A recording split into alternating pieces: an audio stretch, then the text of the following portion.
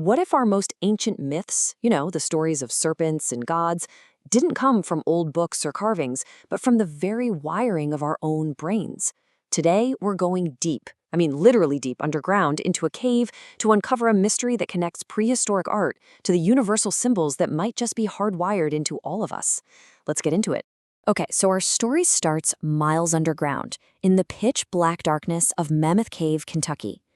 Thousands of years ago, artists ventured down here with nothing but flickering torches. And on the walls, they left behind these strange, geometric zigzags. Look at them. They almost seem to vibrate, just crackling with energy. Why on earth would they draw these specific shapes, so far from the light of day? That's the mystery we're here to solve. So, to crack this code, we first have to understand the context. Who were these artists, and why did they choose to do their work in the deepest, darkest parts of the planet? Seriously, who would brave this labyrinth of total darkness? Were they shamans? A lost tribe? You gotta remember, this was a place that many cultures would have seen as a literal portal to the underworld. So, who were these explorers, and what could they possibly have been searching for? Well, archaeology actually gives us a pretty clear timeline. It looks like people first started going into these caves over 4,000 years ago, during what we call the late Archaic period. They used them for centuries. And then, it just stops. There's this mysterious 200-year gap where nobody went down there. Then, they came back with even more intensity during the early woodland period, before finally leaving the deep passages behind for good. And here's the crucial point. They weren't living down here. No way.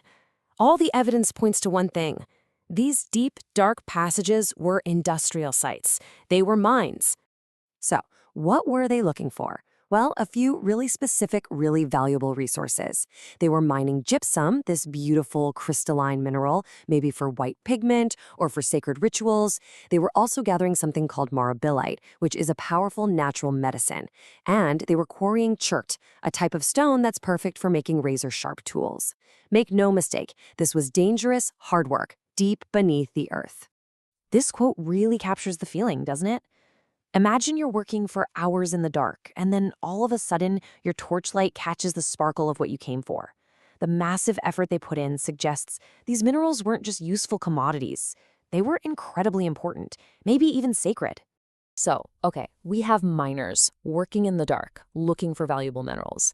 But that explains why they were there, not what they were drawing. It doesn't explain the art they left behind. And that art, well, that's an even deeper mystery. And this art is incredibly subtle. These are not some grand painted murals. A lot of it is just faint figures and shapes barely scratched into the limestone, almost hidden in plain sight. They're so delicate, they're often buried under centuries of modern graffiti. You have to know exactly what you're looking for to even see them. To try and make sense of it all, archaeologists came up with a classification system. So first-order images are the bold, intentional ones, like those zigzags we saw earlier. Third-order stuff isn't really art at all. It's just marks left over from activities like knocking the burnt ends off torches. But the real key for us, the real mystery, is in the second order. These faint, abstract, single-line drawings of nested curves, grids, and zigzags. And that brings us right to the core question. Why these shapes? They seem so random, right? Maybe just someone doodling while they took a break. But what if they aren't random at all? What if the artists weren't drawing something they saw in the cave, but something they were seeing inside their own heads? This is where our whole investigation takes a sharp turn, away from archaeology and deep into the wiring of the human brain. There's a mind-bending theory that suggests the answers aren't on the cave walls, but inside our own neurons.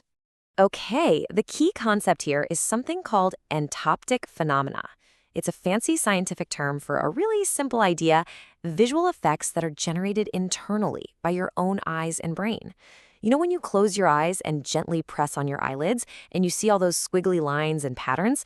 That's a simple example. These are universal patterns our brains are literally hardwired to produce.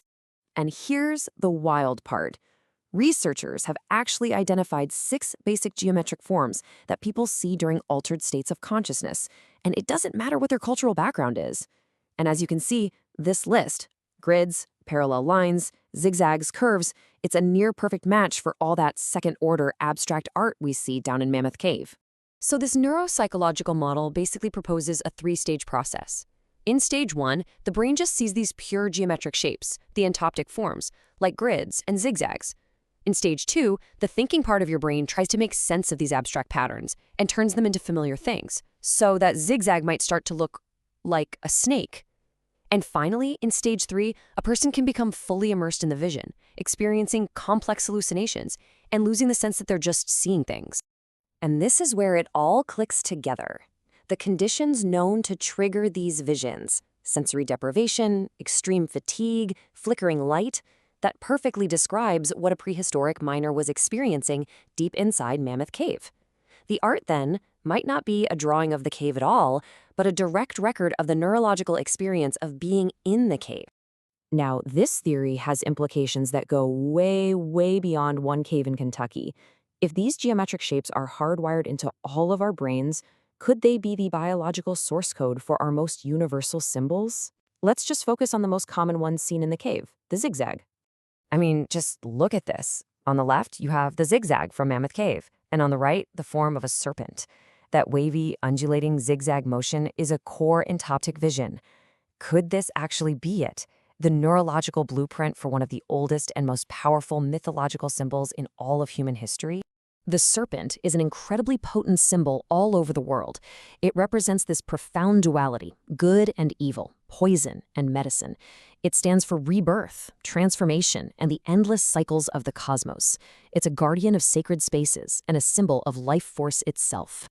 And you see it everywhere. In India, you have the Nagas, serpent gods who guard treasure. In Mesoamerica, there's Quetzalcoatl, the feathered serpent of wisdom. In Norse mythology, the entire world is encircled by the great serpent Jurmungandr. In Aboriginal Australian stories, the rainbow serpent is a primary creator god. Same form, different stories, one planet. So how do we explain this? Well, there's one controversial but really fascinating idea from the psychoanalyst Carl Jung, who called it the collective unconscious. It's this idea that all humans share certain innate, universal symbolic structures deep in our minds. The serpent could be one of these deep, primal archetypes. And this just leaves us with a truly profound possibility. Maybe that journey into Mammoth Cave wasn't just a journey into the earth, but a journey into the mind. And what if our oldest stories, the ones we thought were written on stone tablets or whispered around campfires, were actually first written in the electrical impulses and neural pathways of our own brains?